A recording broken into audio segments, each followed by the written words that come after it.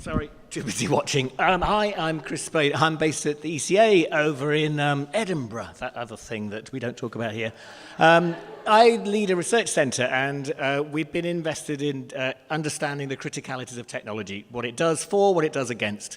And 4 terms I want you to think about as I unpack something light, I hope, and then something rather dark, is what we begin to mean about what we want to do when we talk about empowerment. Whether we move from concepts of automatic, through automation, through concepts of autonomous, and then in the end to autonomy. Because actually what we do when they talk about autonomy is forms of you being independent or things being independent. And a grubby way, a really grubby way that we do that in society, it gives things money. If you give someone money, you empower it or you give it a level autonomy. We're going to whether it's right or wrong.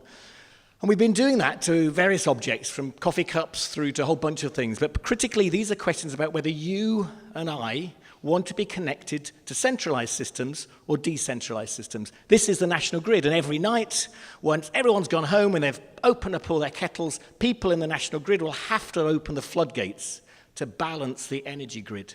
Now, that's centralized, and you want to push buttons to do that. What we've done as designers is develop 3 hairdryers that say, hang on, are humans capable of doing it themselves? Or do you want autonomy just to let that person on the national grid to do it? Who do you want to take responsibility? Now, GigBliss Plus is the first hairdryer. These are all prototypes developed with the EU Policy Lab. And this one actually has buttons that allows you to buy energy and trade it. So students might be up at 4 o'clock in the morning. You might buy it incredibly cheap and sell it to people at 9 o'clock on a Friday night. And you will not pay for the energy that's using your hairdryer. So in this instance, you can just see the switch, and he's simply, in the context of the gig economy or in crypto, people are starting to trade and take responsibility for those balancing acts. Do you want to do that? That's autonomy. Now, in the middle of that, we also developed a second hairdryer, which is balance, which is about saying, well, no, let's take some autonomy away from the humans and give it to the hairdryer. So the second hairdryer, you press the button, and the onboard robot says, all right, you want some hair dried. I'm going to go off, and according to your values, which might be ecological, I'm going to search the grid and buy you energy at an appropriate price with your ecological values, and then I'm going to tell you when you can turn it on. And it might take 2 minutes. It might take 15 seconds. But you have to wait for what you want. Do you want that? That's taking away power from you. But you have a lot of power. Not many people on the planet get to press buttons and have always lighting. The third one, we say, humans, you can't do it. So we've given the robot complete control.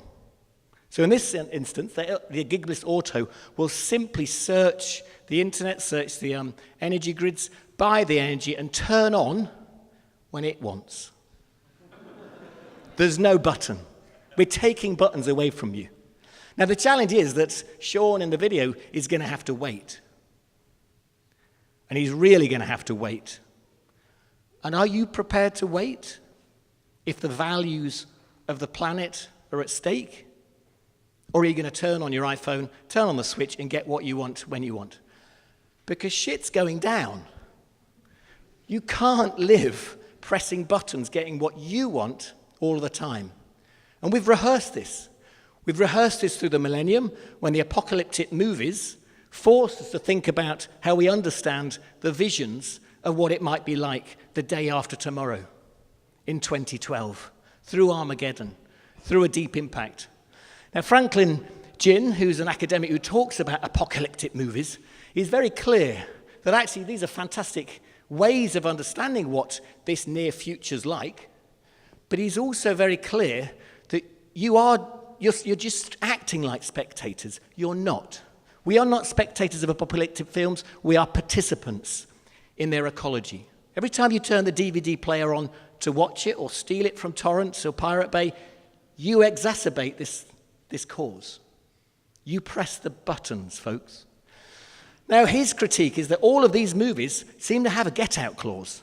All of them, whether it's Bruce Willis with his nuclear missile, whether it's Morgan Freeman in his cave under the mountain, there seems to be a get-out clause.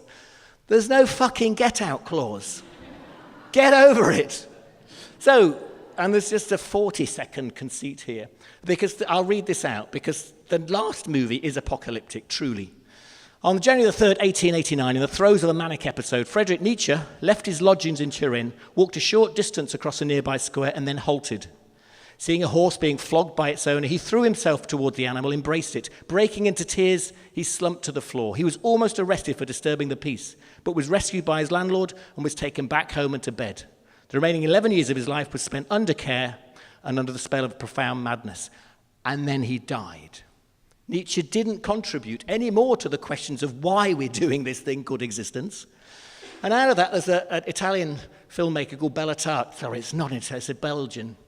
But he built a film called The Turin Horse, which evokes Nietzsche's challenge of what it is to see animals and the planet abused to the extent where they don't want to play anymore. So in this fantastically dark apocalyptic film, objects start saying no. Things start saying to the humans, we're not complying. The horse won't go into town. The well won't give you water. And in the final scene, which is incredibly dark and speaks absolutely of all these things you guys want to push buttons to activate, the oil in the lamp just refuses to light. It will not do it anymore. Things are not going to be compliant in this future space. So I'm just going to try something in front of you, because I bought some matches. I went to the shop, got some matches, and I thought I would just try and light them. And we'll find out as an indicator whether the lights will go out. And if they don't light,